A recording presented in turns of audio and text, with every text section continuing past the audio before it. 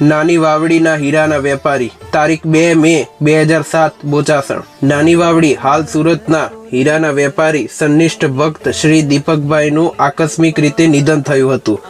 તેના આઘાતમાં આશ્વાસન મેળવવા તેઓના પિતાશ્રી, ભાઈઓ તથા પરિવારજનો આવ્યા હતા। પ્રમુખ સ્વામી મહારાજે આશીર્વાદ આપ્યા ત્યારે ગળગળા થઈને તેઓના પિતાશ્રી કહે, આવું અકાળે બન્યું જ કેમ? સ્વામીશ્રી કહે, મનુષ્યનો દેહ છે, જન્મે ત્યારથી એનું મૃત્યુ નક્કી જ હોય છે।